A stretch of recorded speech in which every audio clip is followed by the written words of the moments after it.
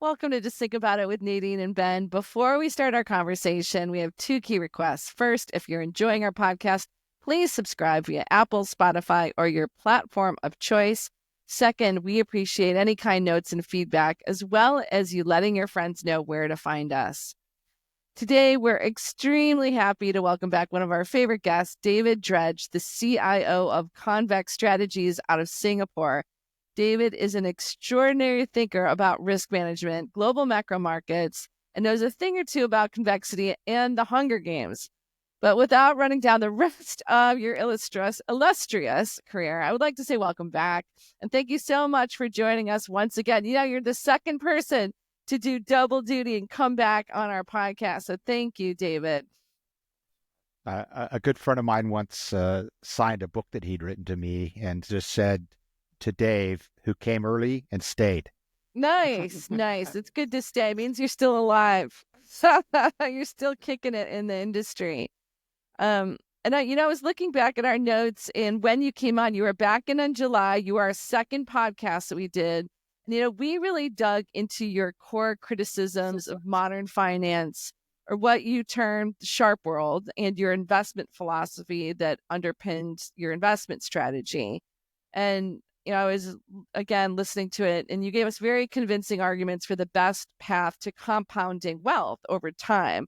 So running a, high convex barbell portfolio of long risk assets combined with hedging with a very, call it healthy allocation to convexity across global asset classes. So I'd encourage listeners, before maybe listening to this or afterwards, if it's going to hopefully make more sense, to go back to that second episode and learn more if you're interested in a very deep philosophical discussion about risk management and also David's views. The other thing I wanted to say is you offered us a very great macro thesis, which you termed the Hunger Games. And so maybe we can kick it off by just reminding listeners the major foundations of the thesis and why the Hunger Games is a great analogy for understanding the sequence of events that are playing out in global markets, call it over the last few years and even until today. So would you mind doing that for us, David? And then we'll get deep into your most recent letters in the last few months. Sure. Great to see you guys. Thanks for having me back again. I must not have done a terrible job. It was the hats. It was the hats, really. Anybody who sends us swag, we got to have back on. There you go. The Hunger Games is just my analogy of the ongoing competition to fund your debt. Mm-hmm. And after, decade and a half of QE and of post-GFC regulatory adaptations that saw, and zero interest rates, that saw this proliferation of government debt that was absorbed by the quantitative easing central banks and the regulated financial institutions, most particularly banks, who get the incentive to hold government bonds in their hold to maturity portfolios, zero risk-weighted assets, no mark-to-market, accrual accounting, and pay yourself bonuses on it, infinite leverage. And then how that spreads throughout pension funds and IAS 19 accounting schemes that allow for liability-driven investment and risk parity type strategies that lever up government bonds as risk reducing, and insurance companies insolvency too. And so you had this dynamic where the regulatory construct aligned with quantitative easing allowed for an explosion of government debt in the case of the US, but throughout most of the world, developed world, through the rational threshold of 100% of debt to GDP. Right. And then when the inevitable happened, combined with this fiscal profligacy and decade and a half of zero interest rates and quantitative easing, we got a breakdown in the stability of people's price stability measures, and they had to respond with higher interest rates.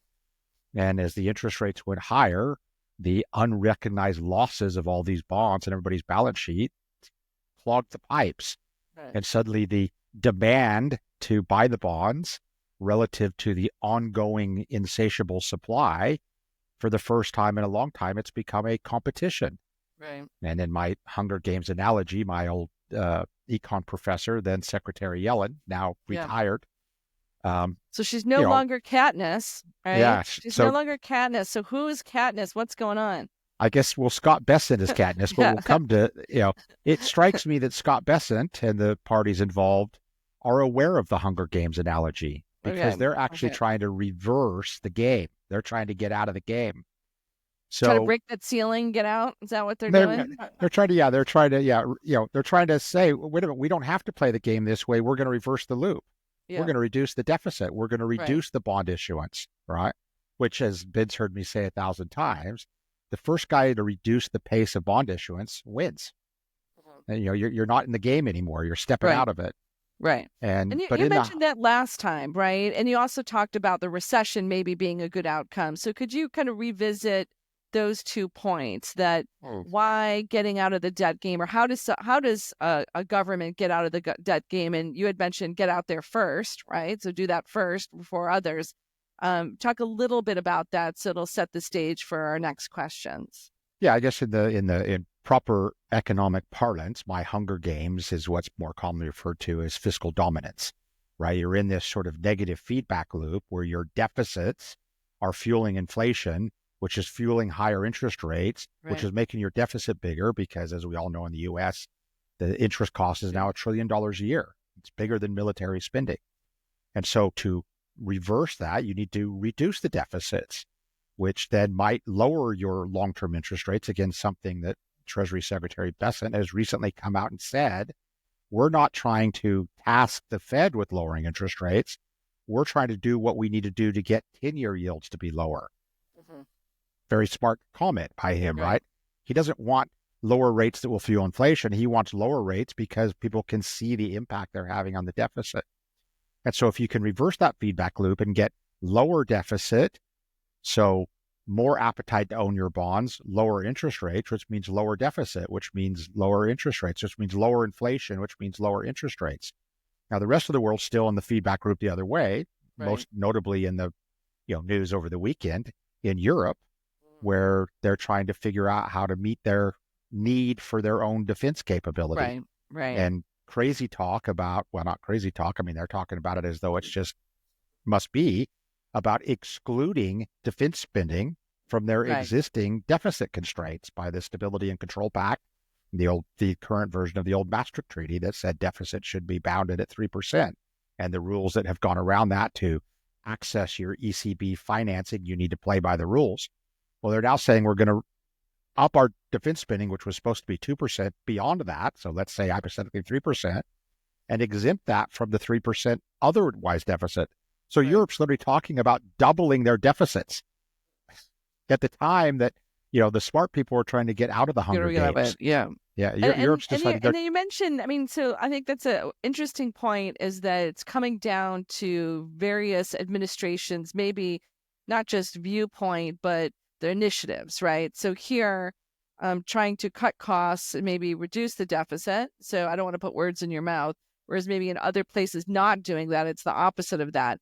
And so, do you have any takeaways from what you're seeing? Because we still don't know, are there tariffs, really what costs are, like there's elections happening, there's just so much going on. Like and I know you're not in the forecasting mode, but you also have to think about what could affect the tails, right? So what are the drivers? Do you have any key thoughts on these drivers or factors that could and are influencing what you're talking about here? I suspect, I don't remember, but I suspect when we talked last year, I would have said that sort of the consensus view is, and I wouldn't necessarily argue with it, is that inevitably we get back to QE. Yeah. Inevitably, because in my, who's going to buy the bonds question, eventually it's going to have to be the central banks, because the interest rates that the market will absorb it, you can't carry the debt. It's too costly. Yeah, right. Now, if it's too high, then it doesn't work. So they need to bring it down. Then who's going to want it? I think. But one thing we talked about, Dave, in the spring before the first podcast was that maybe the SLR exemption would come back, and it sounds like they're rumbling about that, right? To maybe answer that question a bit. Yeah, I still think financial repression in one form or another is all but inevitable, and I'm hopeful because I'm always an optimistic guy that the new U.S. administration can make inroads into the deficit. You can see there appears to be some resistance to their efforts of something that sort of you would think would be universally good, right? Let's cut wasteful spending. But there's a lot of resistance to it all around the world. But if they can, I think they can make an enormous difference in the trajectory of the whole global circumstance around the Hunger Games scenario. But does it have to be a relative game or an absolute? Like you're kind of saying it can be an absolute game, or does it have to be a relative game? Do you know what I mean? Is it just better to be the first mover and do it? But if everyone does it, does it work? You know what I mean? Yeah, it's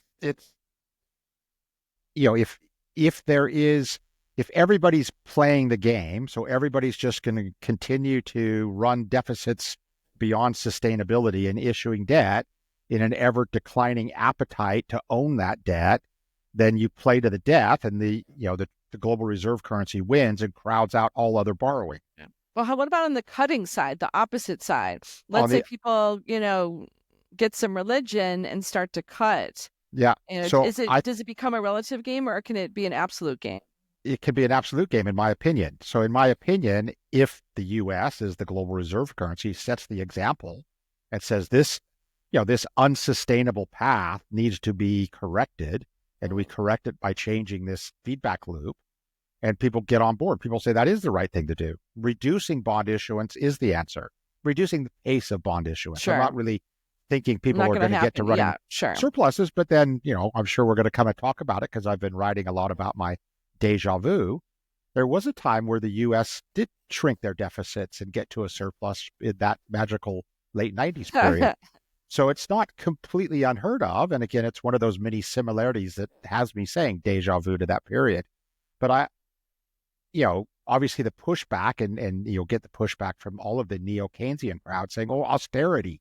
You're advocating austerity. We don't need austerity in Germany. We need growth. We need more fiscal spending, right? We must have more of this. Mario Draghi's competitiveness plan. We need more borrowing." Don't they recognize? I know, one of our favorite books, The Rise of Carry, they argue that this carry regime leads to lower growth and more debt, higher financial prices, expanded moneyness, all the stuff we see, right? And volatility suppression. And basically these guys in Europe are not getting growth. They keep having debt. And, now they're going to put more debt, with what's going on in Japan. And if, let's say, the U.S. does turn the corner, isn't the euro, they're in a weird spot. Not a great spot. Let's put it that way.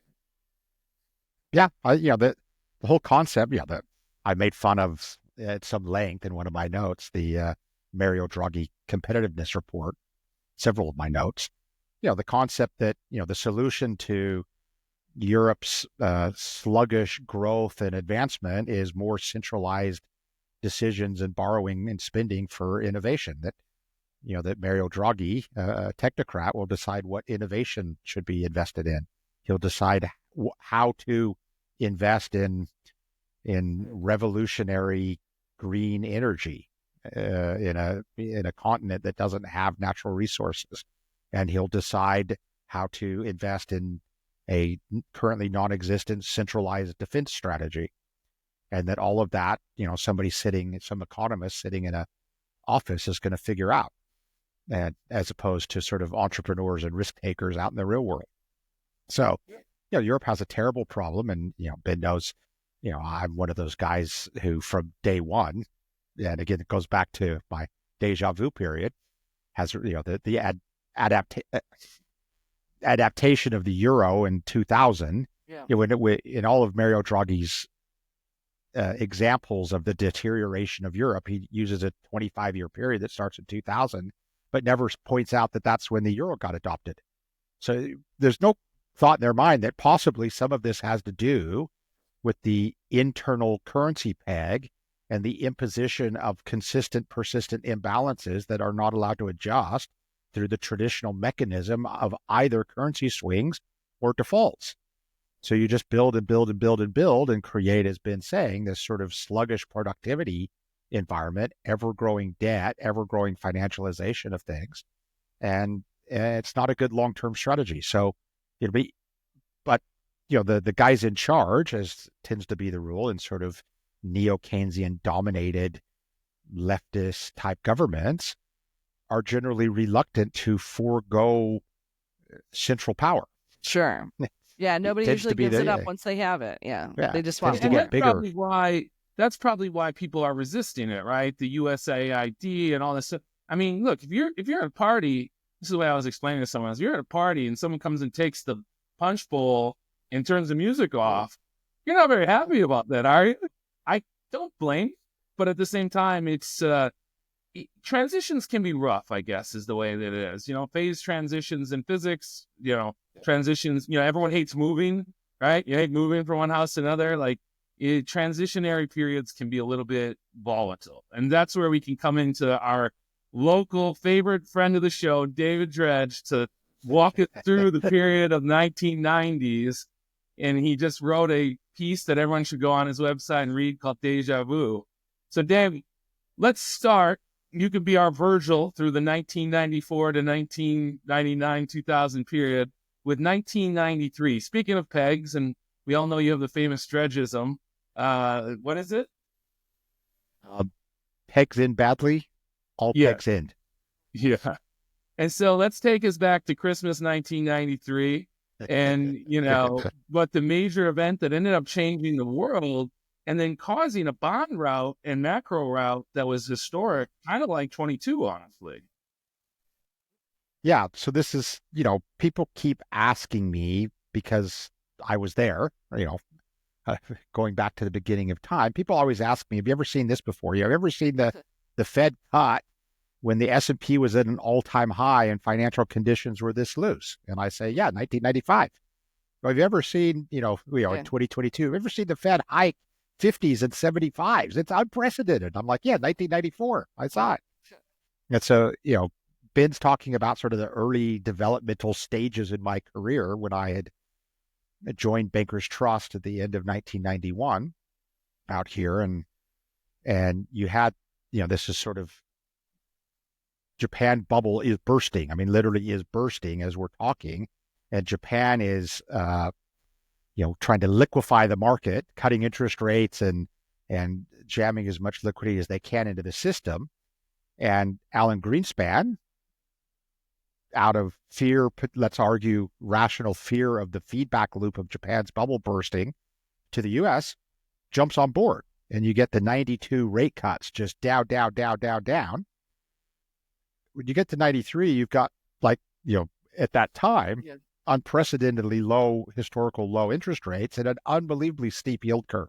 So, it's always in my mind, maybe it's because I was a young man back at the time, but, 93 was probably the biggest risk-taking year I could ever remember because you had this environment on the back end of just unlimited liquidity coming out of Japan and the U.S. and rate cuts and a steep yield curve. And they just held it all there for the year 93. And I've never seen so much risk taking. And this is, old school days where you didn't have even value at risk. You had maturity buckets. So your duration limit, a 1 year bucket, a 2 year bucket, 3 year, 5 year, 7 year, 10 year, and 10 year plus.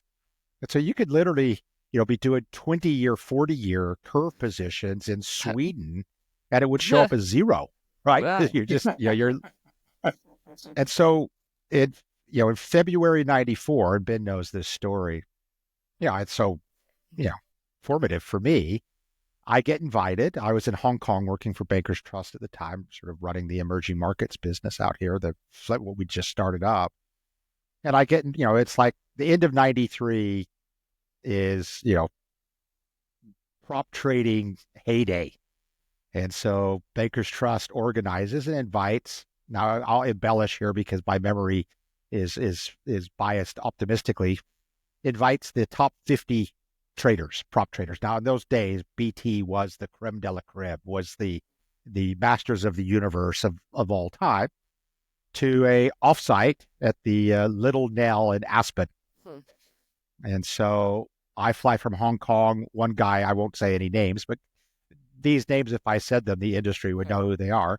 One guy comes from Singapore. Most of the guys are from New York or London. I think there's maybe a guy or two from Sydney.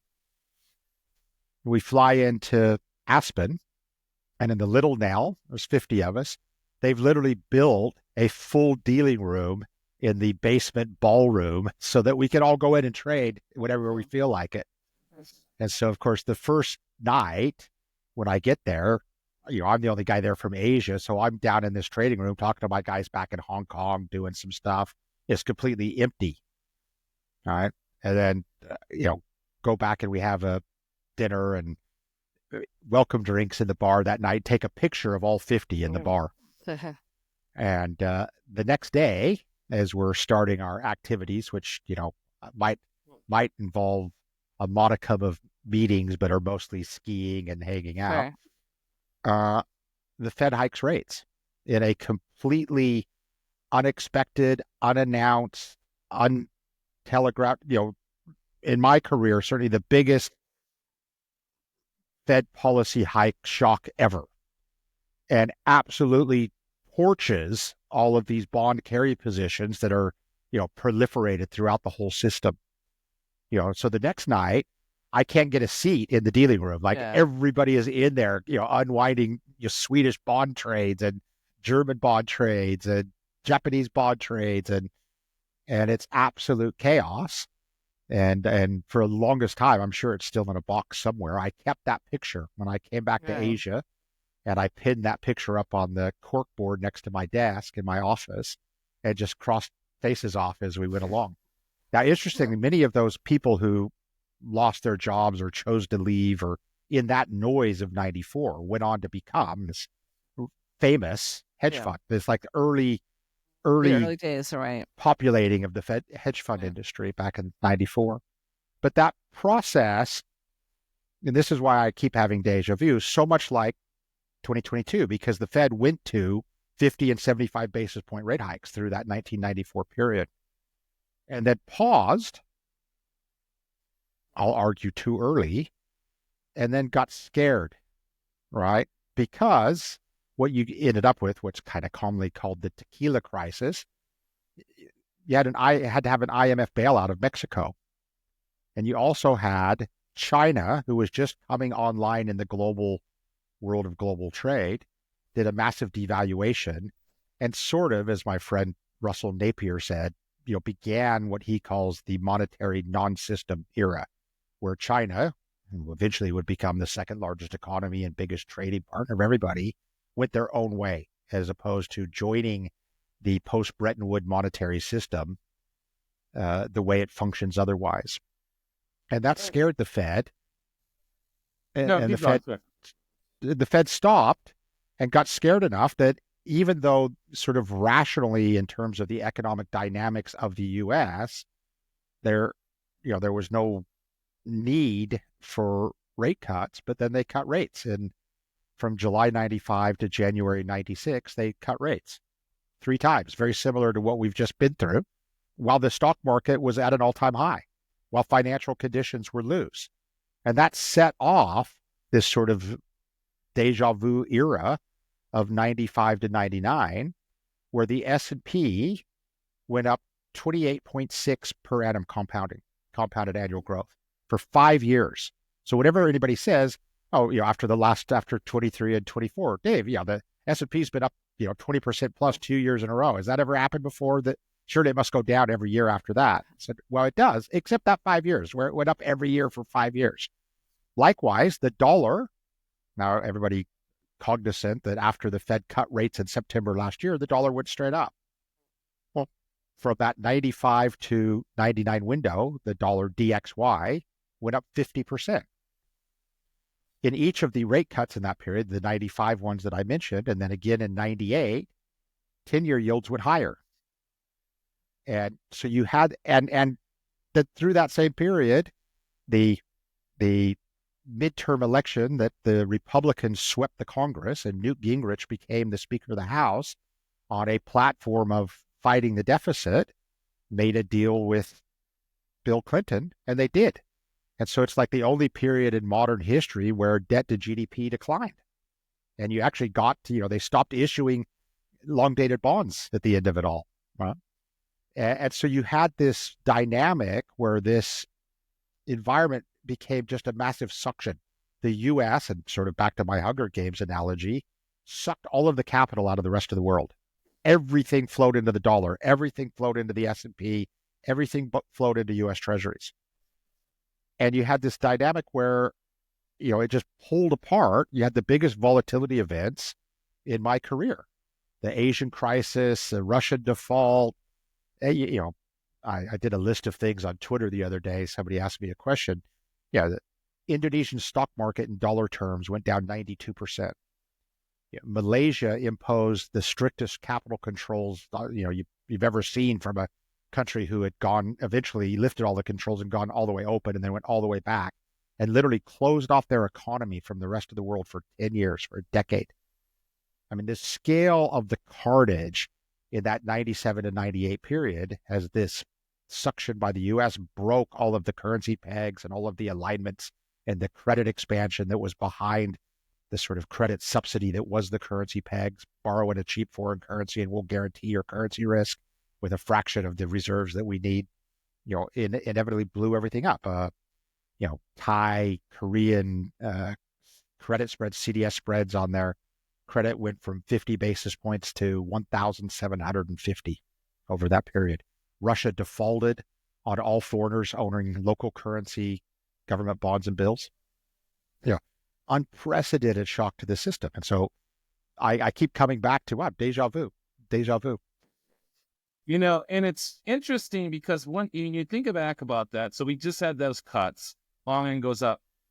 And I think the average, like my buddies are real estate guys or, guys who aren't in the markets. They see the S&P and they see the NASDAQ and they're like, yeah, everything's great.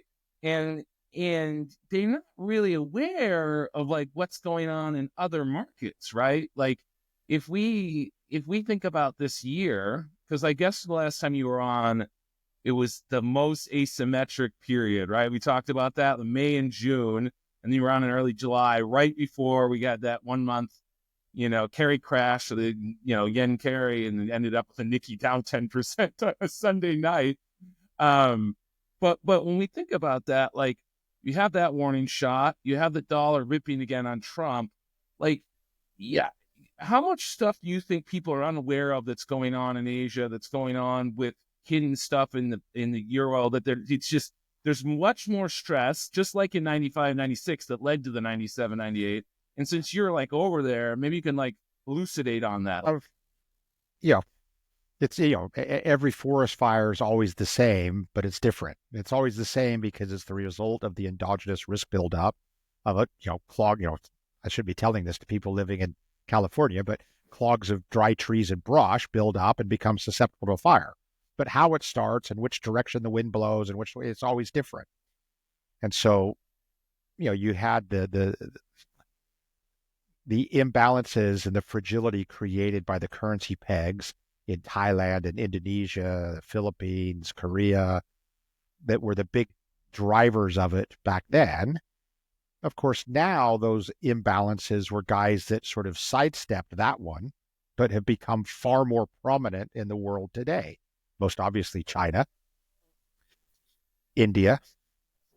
But, obviously Russia was a big deal back then. Russia's a big deal now because it's created this bifurcation of the monetary system as the first major participant has been kicked out with the sanctions and the removal of them from the dollar clearing systems, which has created arguably could be something behind the massive demand for gold, as other people that are tied to that reserve system want to have something other than seizable U.S. treasuries. So Japan has played a role in all of these, and I still think, Ben knows this in my most recent note, is it working yet, about Japan. Japan has been, going back to my initial story, was the initial provider of liquidity pouring out into the emerging market world and the globe. I mean, Japan still is to this day the largest foreign owner of bonds in pretty much every government bond market in the world.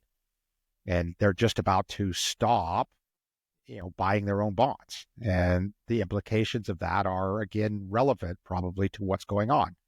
I wrote notes over several times about the similarities of the strength of dollar yen and how that strength of dollar yen bottomed in 1995, around the Nick Leeson time. Another funny story, but and early 1995, and then went from 79.80, where I sold dollars and got the name back that it was the Federal Reserve Bank of New York on the other side. So we started buying it back.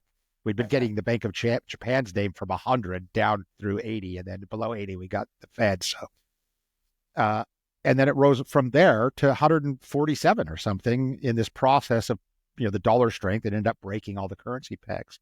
Here we are again, dollar yen in my sort of the very beginning of my what if it worked story going on with the Bank of Japan from early 2022 has come from just over 100 to 160, now back down to 152. That's putting pressure. The one that's most obvious on is China, as China has hard pegged their currency back against the dollar, ignoring their own official mechanism of following a basket of currencies and adjusting their fixings every day. They've gone to just basically fixing it flat to the dollar, which means that the yuan, the renminbi, has massively strengthened against the yen and most other currency as the dollar's gone through this strong period. And so all these things are putting pressure. So the enormous pressure as China's fighting their own debt deflationary challenges after going through the unprecedented, never before seen expansion of credit from 09 through 19, really through 16, but didn't start really turning till 19 when we dubbed peak China at the end of 19. There's enormous pressure on them to offset some of the pain by letting the currency weaken, pick up some shock absorber effect. And for reasons that I don't understand, they refuse to do. I mean, all they have to do is just let the basket function as it's meant to function. But they seem very concerned that anything beyond a certain level relative to the dollar, ignoring what they've told everybody, it's managed against the basket, a la Singapore dollar, that they've just gone hard against the dollar for fear, I assume, that some sort of waterfall avalanche takes place if it gets past, 720 on the fix. And they're holding it there. And that, of course, just makes the imbalances more and more and more. Then right. Back to the things that Trump wants to fix, right? Break up. One of my favorite charts is that I have, since COVID, we have this peg, and you have the winners and losers around the world, right? So the losers are like bond, yen, Chinese stocks. Winners are like gold, S&P, Mag 7, Bitcoin, whatever. And then I have the U.S. marketable debt, right? So the peg stays flat. The U.S. marketable debt since COVID's up 70%. So the S&P is up 75, 80. Gold's up 80.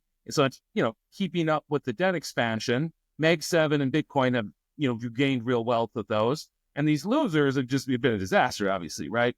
And you've talked about bonds. Well, they're starting to see some convergence a little bit, right? Chinese stocks have gotten a little bid. And does the deficit reduction cause that? Is that peg then that basically would slow that growth rate, and then that's how you would filter through? Or how do you think about that and those linkages? I don't know. I think I told you I had dinner with an economist friend of mine, and he was in town from the UK, and he gave out his sort of thesis, which me, people tell me their story of the future, and I'm just like, wow, I don't know how do you know that? But he gave me his thesis. Confidence. And his thesis, Confidence. That's how you know. His thesis is slowing economies in general, further lowering of interest rates. So lower interest rates, good for bond markets. The dollar weakens on the back of this, and there's a rebalancing of the outperformance of U.S. equities with the rest of the world. So the rest of the world outperforms, Europe, China being the best examples to start this year. And I said, great, everybody will be happy. There's no pain in the world in a weak dollar, lower interest rates, higher bonds, rebalancing equity markets. Wonderful. And he's like, well, so what do you think? And I said, well, I think it's great. And tell all of your clients who are going to do that to call me, because all of the hedges against that are really, really cheap. So, we've got the perfect world. And so can we get a little bit to, a bunch of stuff's happening. You've got German elections, right? You've got, and then going back to the 90s, long-term capital management, big risk event there, that everyone still talks about. And that's something I wrote in my arrows this morning of just how retail is over their skis, to go back to your Aspen analogy or little no. Just, everyone's over their skis. Hedge funds maybe have started shorting or hedging, but you have a lot of people in the market right now. You've talked about risk is about fragility or vulnerability, not about predictability, which is the point you just made. Maybe you can talk through what do you see as what could become more fragile or more vulnerable? What are the things that you're looking at right now to put a lot of these concepts together? I think that's perfect question, and that's really where my I head's strive at. for perfection, Yeah, David. that's All really where points. my head's at, and I've been hinting at it in many of my recent notes. And yesterday was a big day here in the office. Yeah. We have a giant whiteboard over on the side here that's floor to ceiling whiteboard that we keep track of policy events or events. Fed cut, this was announced, whatever. And we tend to name that whiteboard based upon our observation of what's the key going on. Right. And so yesterday we decided the name change back in December, but we've been waiting. We were waiting for so the name has been since the name was decided in July 2023 and was placed on the board in September 2023, has been the steepening cycle. Okay. And we were waiting for the RBA to get there first and probably only cut in before ending that. But that name has now been replaced as of yesterday, which is a big deal in the office here, right? Sure. These things only happen every Sounds couple like of a years. Party, yeah. It's been replaced with correlations is going to be a bitch. Okay. Biatch, let's use that one. Biatch, Yeah, okay. biatch. All right. Right. How's that? Okay. So correlation's going to kill. Correlation can kill, right? Yeah. And so back to the Deja Vu and what you mentioned that I had left out waiting till we got to this point, LTCM. Yeah. So a big part of all of that ripping apart in that 95 to 99 window was the third quarter 98 destruction of correlation that most notably LTCM relied upon for their highly levered hedge fund strategy. And as that correlation and that, I don't know how you guys may not have had quite the front row seat that I had, but I did. I was in Goldman in 94 and fixed income trading. Right. Okay. So then right. So that correlation first became a glitch for them in 97 and they had kind of a bad run. Yeah. And then they went out and raised a whole bunch more money in early 98 and dialed up the leverage and committed to people we're going to, do what we did in 95 and 96 again, get on board. They went from $1 billion to $4 billion and went from in some of the EM stuff we were doing for them from 3 times levered to 30 times levered in, derivative convergence trades on Indonesian high yield corporates versus Indonesian sovereign credit, 30 times levered. Right. Yeah, sure. So as that stuff started, and that was, really over about 4 months that started again to deteriorate. And then as it deteriorates enough, eventually the margin calls come and they just get wiped out. They get totally wiped out until the Fed calls one day and says, there's no more money. You guys got to put those positions back on your own books and let's have a little friendly collusion and stop driving the market against everybody. Yeah. So the fact that Bankers Trust might know which positions Goldman Sachs now has absorbed, please don't go and drive the market against them anymore. Right. And then we can write them all back up again. And so we very much, and this is why we've decided on the correlation theme. It's not because we think correlation is going to become a theme. It's because it is the theme.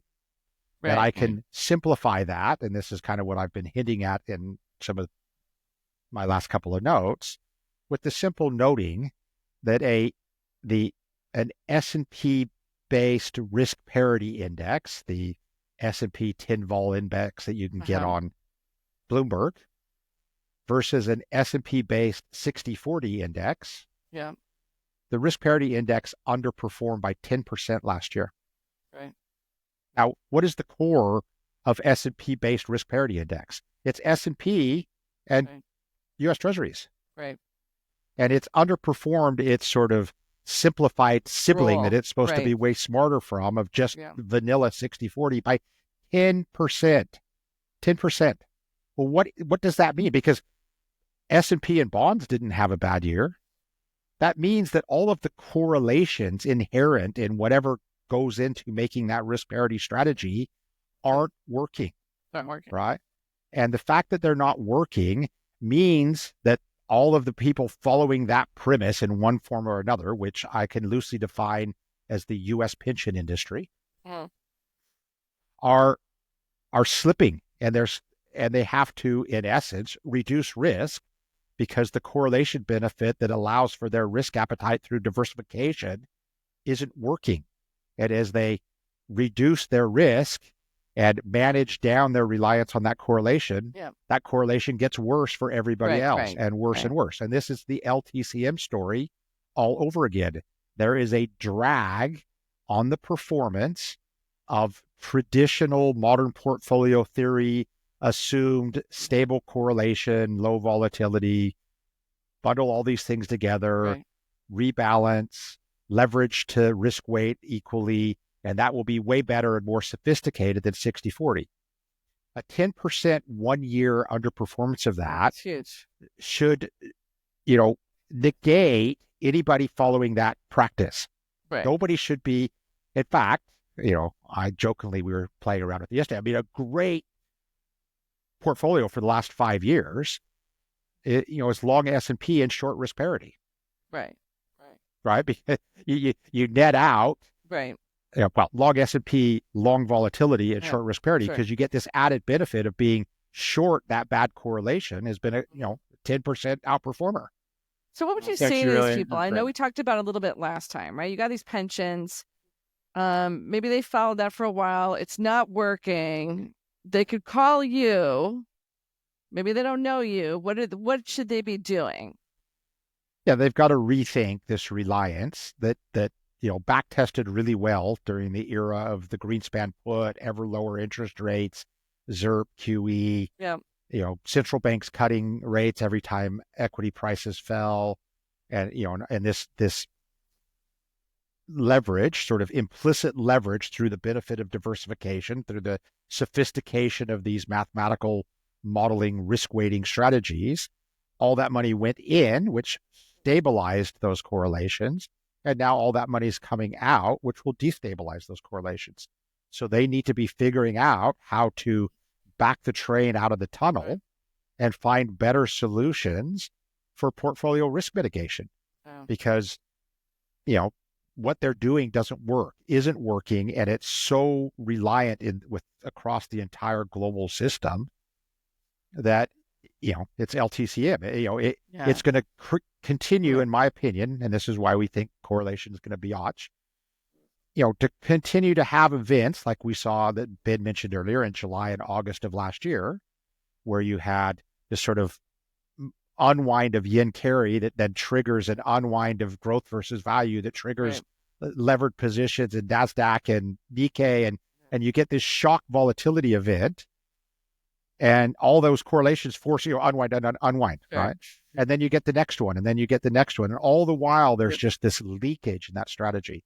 So my advice to anybody managing something in the realm of risk parity as their solution, one, they should be calling and finding people to talk to, like me, who are in the explicit risk mitigation business, because you need to start strapping that on as you get rid of your stuff that doesn't provide risk mitigation. Maybe you should be out shorting all the risk parity things ETFs. That you're doing. Short the things that are easily accessible to short while you unwind your own. It was good. It was a good trade when you realized you had problems on your bank's balance sheet in 2007 to go and short the other banks that looked like you. Yeah, exactly. So correlation, coming back to that, like I read a book called Crisis of Crowding, and kind of one of the things that went through was the 98, and they said, how do these smart guys, right? These Nobel laureates, and there's lots of smart guys in Wall Street. How does, I did a grad degree and I wrote a quantitative trading strategy. So I know how you can get in there, you trust your numbers. Like, how does that, how does that happen? because then they're implicitly implying this correlation, right? Isn't that ultimately what gives them these huge leverage bets? Because it's always leverage, but there's got to be some assumption underneath that is the foundation of that bet, right? Yeah, and to steal from Nassim, it's the lack of skin in the game, right? Because as we talked about last time, it's the difference between probability distributions and possibility distributions. And if you believe wholeheartedly, well, not even believe, if you're paid to align to the probability and allowed through regulatory treatment or the generosity of banks providing the leverage to do 30 times leverage on something with somebody else's money. So I can tell you a little bit of an LTCM story, and again, I'll leave names out, but we had a meeting. They came out in early 98, a meeting in my meeting room at Bankers Trust here in Singapore. Their PhDs and our PhDs talking about how much leverage we could dial up in some of these derivative packaged convergence trades we were doing across Asian markets. And when the meeting was over and the math was agreed and the margining was agreed and the PhDs left, I stayed and spoke to the representative from the business side. And I said, this only works until the first margin call, and then we front run you out of every position. And he said, I know, but that's what they gave us money to do, right? We went out and sold to people. Look at these models. Here's Myron Scholes. Here's our PhDs. Look at these models. We can apply this much leverage. We'll make this much money. And they said, okay, here's $4 billion. Go do it. He said, so we're going to do it. And so the modern day of that, the modern day of that's the pod shops, right? I just looked on my Bloomberg here, 1 month, 3 month implied correlation. The only time lower was the last time you were on the show, right before it blew up. In the last, whatever, as long as it goes on the time series here. What do you think about that? Yeah. So, I would argue a big part of what drove the noise in late July, early August last year was pod shop related correlation unwinds, risk management. And I think that's inevitably a part of this noise that's going on. Now, increasingly, you're hearing of guys, running contra correlation trades because those are performing a lot better than the pro correlation trades, right? Guys running the opposite, again, my suggestion, just own 60-40 and short risk parity. You were up 10% last year on virtually no vol. Right? So guys are trying to now, as we were in 98, as I'm sure Nadine knew people at Goldman Sachs were, we're doing the opposite of what LTCM was doing. I'm always doing the opposite of that stuff, but increasingly people are saying, well, I want to be on the other side of that. As I say all the time, if you haven't figured out yet that positive carry does not equal positive return, you're a fool. Because for the last decade plus, negative carry equals positive return. All right.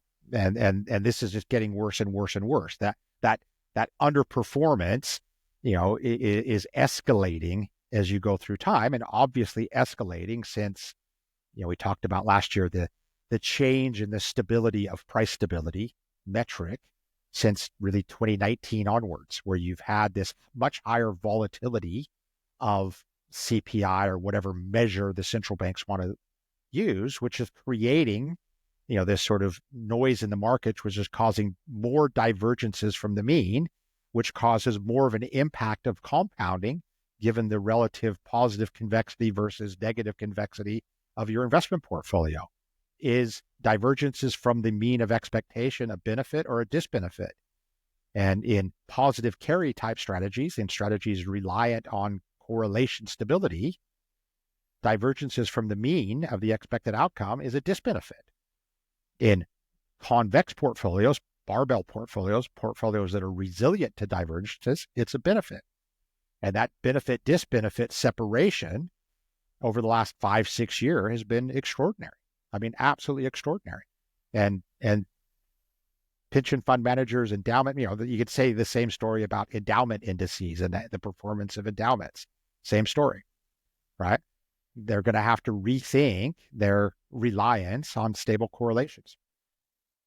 Ask you another question. You talk about, go ahead, Ben, go ahead. Yeah, so we talk about barbell portfolios and like you've strongly advocate the idea of taking more risk and being convex to protect the left tail. But I was just thinking about it because when we talk about, this Goldilocks consensus that's in the markets, well, upside equity vol's cheap right now. They said $1 cheap. What do you think about the concept of doing it the opposite way? Like, okay, let's put 85% in T-bills or 2 years, right? And I'm going to make 4.5% there, and then aggressively go to the right tail. Have you ever thought like? Yeah, no, I mean, regularly people will say, we're really bearish, Dave. So we want to invest in your strategy to be bearish. I'm like, okay, invest in my strategy to be bearish, but go buy some calls. Because the whole point of risk management or even investment management, in my opinion, is how does your strategy perform when you're wrong? That's sort of the whole point of risk management, if it were. So exactly, Ben, if your view is this and you want to go aggressively position in it, then what's the solution to create the convexity in case you're wrong? And my argument, most people that I talk to, the biggest mistake they make is they forego the benefit when they're right? They all want to, sell the covered call. They want to be long, but they want to sell the covered call and forego the benefit of back-to-back 25% up years. That's nonsense. That's numbskullion, right? So you want to enhance the benefit when you're right and cut off the disbenefit when you're wrong. So again, you can barbell in either direction. Your bias can be positive or negative, and then go out and create the solution that reflects, well, if I'm wrong, I still, I don't want to melt down, right? I don't want to gamble. Yep. And for some folks, right, hedge fund folks, traders, they can work with derivatives or other securities to implement this or find you and work with you. But then you've got a lot of retail people, a lot of people who, maybe are newer to the market. And I know that you've talked about cash before as an option, right? So how does someone think about cash, or what could they be doing to maybe not perfect what you're doing, but create some risk management initiatives in their portfolio to enable them to survive or like play another day, not be their own version of long-term capital management, right? Yeah, well, the first risk mitigant was cash. Go to cash, right? Go to cash, right? I forego all upside to eliminate downside. So I don't really get love it, but yeah, convexity, but it gives me the ability to withstand bad outcomes and maybe, if I have the nerve, get in when things are cheap. Right, time it. Right. But that's really, you sit in cash after, decades of inflation and really asset inflation. Right. You're in trouble. You gotta time the cash. You gotta time the cash. It's not protecting you from this inflation, literal inflation policy that has been, the post-Greenspan era of using the wealth effect of asset inflation to drive growth in aging populations. So, everybody has access, retail or not. I mean, you can simply, if you want to participate in the market, you can buy calls. Exactly to Ben's point, you can participate through the convexity of just owning vanilla options. You can own the market and buy puts. Now, there are increasingly, with the changes in regulations in the U.S., there's increasingly active managed ETFs. Right. While not perfect, while limited still in what they can do, but there are strategies. I mean, there's a ton of strategies that will allow you to sell vol.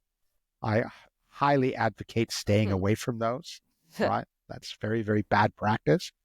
But there are strategies that embed convexity. So, my friends Mike Green and Harley Bassman at Simplify, and they have strategies for equities, for interest rates, mortgage security, things that embed convexity, that you can go and buy. I can't remember, S&P plus convexity. And those are some version of long the market, long some sort of protection in some form or another. They have one, I think, that's long convexity in both sides, trying to enhance performance in both tails. Now, those are simple and they're dependent on, buying and rolling S&P vol products, which may or may not be cost efficient at a given point in time. But as I say all the time, I'm sure I said it on your call last time, adding convexity to your portfolio, even if you do it poorly, will still add a benefit. So these things are worth going and looking at in the ETF market. And I expect that will expand and over time as people realize that, as regulators, you would hope one day would realize that an ETF strategy that's actively managed in long convexity that's helping protect and compound wealth is a very positive benefit. Ones that are blindly selling vol should be discouraged. Right now, it's the other way around for reasons that we can try to figure out who benefits by getting investors to sell vol. Probably the financial industry, and thus the regulations bias that direction. Yeah. And so I guess to kind of come back to this idea of the deja vu, because I think it's wonderful. And, just so everyone knows, I talk to Dave all the time on Bloomberg. I get to pepper him with all these questions. So I'm glad you got to share a few of these stories. But it is really helpful to when you're on you read it in a history book or you're a good student in the markets, it's one thing. But when you're hey, I saw the New York Fed in the blood of their eyes, it was time to go the other way. It's a totally different thing, right? But so where are we then in your opinion? Is it 96? Or is it 98? Because we had SVB, Credit Suisse is gone. I mean, we've had some things, right? And time isn't linear, as we know. So trying to put it years. And some people think it's 2000, right? Because the valuation, the concentration, the dollar, and so if you had to guess, where do you think we are in the process? And look, if there's a guess, you love guessing. Yeah. It's good because when I say this to people, if I say, it so reminds me of 95 to 99, most people's immediate response is, the dot-com bubble's about to burst, right? We're late 99, Mag 7, that because most people's recollection is the U.S., right? A lot of people, when I said that, when I put out Deja Vu and, linked it in Twitter, a lot of the feedback was, well, what's the big deal? That was the easiest money making. You just stay long the S&P, right? Nothing happened. What are you talking about? You're totally unaware that the rest of the world just got absolutely annihilated. The biggest crashes in history, way worse than anything that happened in GFC, went through Asia and Europe and Latin America. And so that's a great question. For me, I can't help in my simple deja vuism, the burst of liquidity post-COVID is the burst of liquidity post the Japan bubble bursting. Those were the big sort of exogenous shock events in a world that, had come to accept that that's just the way it worked. And then all of a sudden it wasn't, right? And then that means then 92, 93 risk on liquidity is, post-COVID 2020 and then 2021. 2022 rate hikes is 94. The 95 rate cuts is last September. And that puts us in, 96, early 97.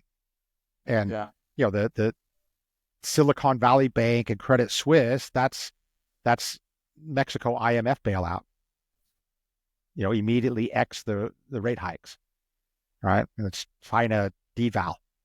Those were early stage events. Those weren't, in my opinion, late stage events. And so I think we're still relatively early in that process. We've only had, but then having said that, I say all the time, and I'm sure I've said this to you, Ben, at the end of 23, I noted that 19, 20, 21, 22, 23 was the second best 5-year block in my memory for running a long beta, long global opportunistic convexity portfolio. The best 5 years ever was 95 through 99.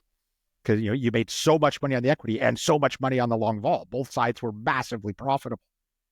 Well, the third best 5-year block we just had was 20 through 24. All right.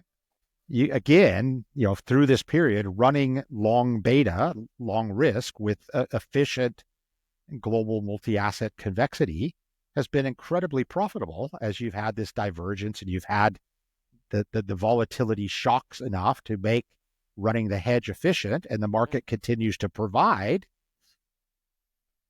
unprecedentedly attractive, efficient convexity all over the world across multi-assets, multi-geographies. And the vol selling, the vol supply has been, massive, since the day Donald Trump's inauguration, and he didn't impose immediate tariffs everywhere in the world. Everyone was like, okay, we can sell vol again. Right. All's good now. Absolutely, we're fine. Yeah. Don't worry about it. And, it's interesting because when you look at the 90s, I was talking to you yesterday, we were talking before this, it's the stock market just up and to the right. And, everybody in the U.S., to your point, they're talking about the internet. Today they're talking about AI and stocks going up, dollars going up. They're going Grok to Europe 3. for discount. They're Grok 3 today. But then you look at the Eurodollar reds, and I was like, oh my God, I wish I was an interest rate trader back then. I wish I was on the floor. And then you talk about all the FX stuff and then dispersion of equity markets all over the world. There's a lot of stuff going on.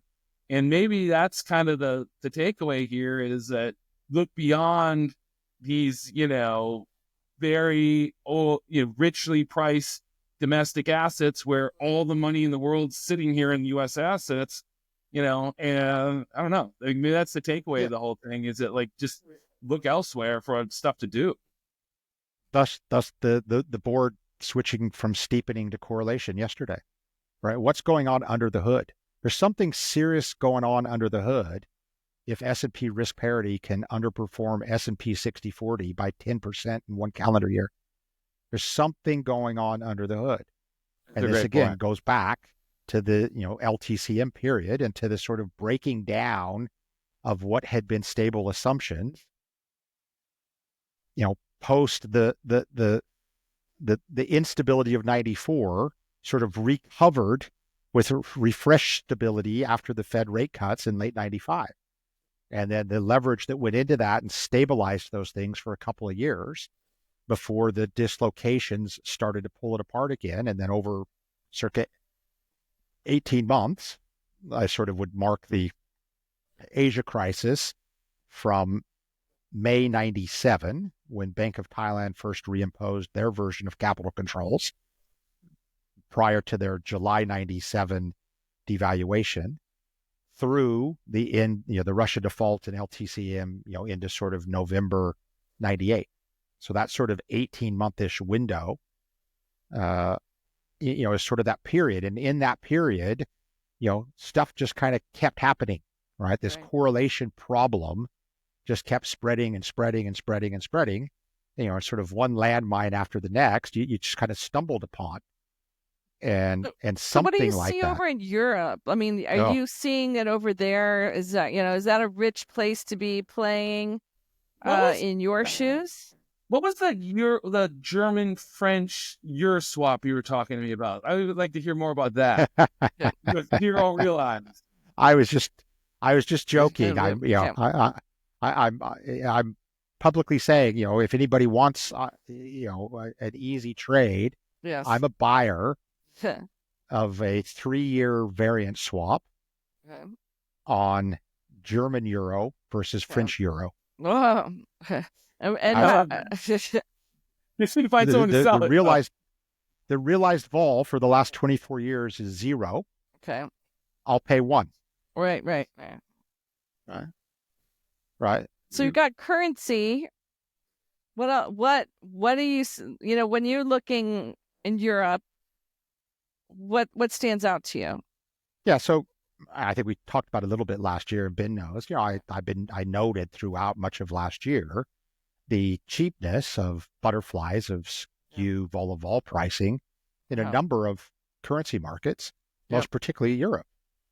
And, I was, after the weekend, after Vice President Vance's speeches in Europe, there, the hair on fire emoji coming out of Europe is extraordinary. So, everybody kept sending me emails yesterday screaming and yelling about the end of institutions and NATO and arrangements and everything. And I just kept sending back, and Ben's seen this for me before, I just kept sending back the euro sterling 1 year vol chart.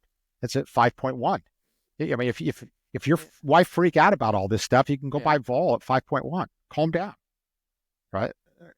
Either there's nothing to be worried about because you can buy vol at 5.1 near historical lows. You're either buying insurance or you're buying nothing.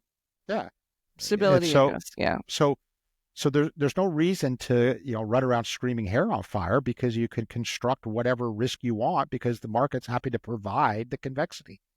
So just calm down, and that's been the case. And so some of to my earlier statement about if everything is fine, and dollar weakens and Europe outperforms the U.S. equity markets and both bond markets rally, then great. And if you're worried about that, there's a huge cheap convexity out there to offset it. And if everything goes fine, wonderful. And if you need insurance, you've got it. It's pretty straightforward. And so Europe in particular is very, very complacent in its volatility pricing. Much like the U.S., maybe a little less so than it was at the end of the year, but upside equity vol was incredibly cheap. Upside equity convexity, even cheaper. And now you've had a pretty good move to start the year. So that's getting reflected. That's indicative that people are underweight as the market goes up. So they need to chase it because they've likewise, with the US, they've sold covered calls, or they've sold calls to finance puts, or they've reduced weightings for fear that there's going to be, whatever excuse they have for some fundamental premise, they've gotten underweight and now they're forced to chase it. Yeah. I mean, look, you buy euro yen, butter 25 delta butterflies. It's like almost the lowest it's been in the last 10 years. Yeah. And your last note, your most recent note is talking about Japan, and now the Japanese, we had a hot GDP print. They seem more comfortable with letting it go. And you just said the euros, those deficits are going up. I don't know. Seems like euro yen is like a place to look, I guess, would be my little point on it. Yeah. I've said forever, Japan's likely to be the trigger. Because Japan's such an important role as sort of the last provider of liquidity into the Hunger Games. When they reverse, it's a shock to the system. I mean, if Japan ever became a competitor in the Hunger Games, we need capital to finance our debt. The world couldn't function. And so you have this sensitivity the world over to Japan policy, and Japan's policy, I'll argue, and Ben knows this, the sensitivity, the weak spot of it is the currency. They want to keep, and my note, is it working yet? They did a 25-year review of their monetary policy. And if you read that 200 pages, or you can go to my note and read it in a much shorter version, it basically says it's working, or it has worked.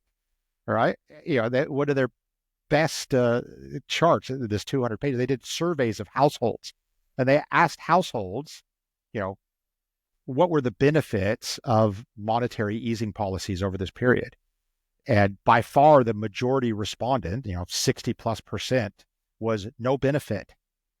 And then the next question is, what were the side effects or disbenefits? By far the majority respondent was, 80%, too low interest rates on my savings. So, the household, the whole thing is getting run to fund the government. It's not benefiting the private sector whatsoever. And they want it to be done. And they've done this whole write-up, and every chart in their write-up, everything shows it's working. It's worked. And yet their final conclusion is we should maintain negative real interest rates and accommodative monetary policy. And the weak spot of that, the weak link of that, is the currency. And so I, said going into the December meeting and the January meeting, if the currency is closer to 160 than 150, they hike. If it's closer to 150, they don't hike. And, in December it was closer to 150 and they didn't hike. And in January it was closer to 160 and they did hike. And so, that weakness of the currency will eventually draw them out. Right. Because that's really where the masses, the local masses, are like, hey, you're killing us with this. Right? Nobody could go on a holiday from Japan. Right. Which is the inverse. Right. Of well, although I guess you're good if you're hosting American visitors. That's those are the beneficiaries of this, right? Yeah. if you go to Japan, it's the which reverse. I think everybody did, right? It's the reverse of most of my life. Now, in the old days, anywhere you went, if you went to Bali, it was swarming with Japanese tourists. And Singapore swarmed. But now, if you go to Japan, it's swarming with Indonesian tourists. It's swarming with Thai tourists. It's swarming with Chinese tourists. There's no Japanese tourists coming to Singapore. It's egregiously expensive. So this still plays a big role, and obviously it has a big feedback loop into China because of that relationship, both on a trade and a monetary policy, and again, Japan being large holders, relatively speaking, of Chinese government bonds, like they are everywhere else, and the security tensions. So this trilemma of sort of currency arrangements, trade arrangements, and security arrangements that the new Trump administration is sort of challenging everybody. Where are you in these buckets? Right. And if you're not in the buckets the way we want you to, you're getting tariffs, you're getting sanctions, you're getting, withdrawal of security support. We're going to use our armor, our weapons our cudgel. The ultimate cudgel is, we're virtually all of the consumption in the world. All of the excess consumption of the world is the U.S. consumer, and everybody else feeds it. And so when he, whips out the tariff card, I can't remember exactly what the numbers were with Canada, when Canada said, well, we're going to reciprocate. Well, Canada exports 1% of their GDP to the U.S., or exports 33% of their GDP to the U.S., and the U.S. exports 1% of their GDP to Canada. So, it's never going to be like for like. And when people say, well, the world will just stop trading with the U.S. and trade with each other. Well, so who's going to be the buyer in the Germany-China trade relationship? Everybody's in that, on one side of the imbalance, is trying to run a surplus. And the guy running the deficit for everybody is the global reserve currency guy, is the U.S. And so it's a big bludgeon when he goes out and wields it. And then obviously security is a big bludgeon. Obviously the reserve currency and the currency arrangements are a big deal. And, he threatens anybody who doesn't toe the line on that with sanctions and implications. So there's all kinds of reasons to think relationships could get shaky, divergences, this correlation event could continue on. Meanwhile, I don't see how Europe's going to fund the doubling of their deficits when they pull the defense spending out from under the stability pact. Right. There's changes in how they've operated. Basically, you have to kind of be watching these things, which hopefully, I'm guessing, are on your whiteboard. So I guess the key takeaway is we need a cam on your whiteboard. I think that's it. To know what's being written on the whiteboard is really my takeaway after an hour and a half with you. Is I want to see the whiteboard. Cam. Correlations of as I say all the time. Yeah. I like correlations kill, but I think it's correlations and leverage kills. Yeah. That's worse. Yeah. Correct. The diversification is implicit leverage, and then it becomes explicit through strategies like risk parity that say, well, let's take that diversification benefit, throw it out, and lever it, and mismeasure risk as now some hypothetical subdued volatility because of this diversification benefit. So, David, I know we could spend hours with you, because we have spent hours with you, not just today, but many days, and our second podcast. So remember, check that out. But thank you so much for sharing all your wisdom, experience, and whiteboard, highlights, I guess, if you want to call it, with us and our listeners. So where can people find you? So let's end with that here, is where can people find David Dredge and or Convex Solutions? So we have a simple little website, convex-strategies.com, and all of our monthly updates go up there, and links to podcasts like this wonderful one will go up there. And so anybody wants to go and learn about sort of our big picture thinking about observations and imbalances and risk, it's all there. I usually note when the updates go up on LinkedIn or on X, Twitter. I'm at Convexity Dredge on X, and sometimes Ben and I chat along there. Ben's always posting clever pictures. Sure his video skills are way better. Yeah. His posting skills are infamous. Yes. Well, thank you so much, David, for joining us and our listeners. We really appreciate it. And we know you're going to be back on. So thank you in advance for when you come back on. Give us an update on what happened here in 2025. And if the board changed. Love to. Thanks, guys. Thanks, buddy. Yeah, I'll let you know when every the board changes. That's true. That's the next podcast, when the board changes. Take care. Thanks, guys.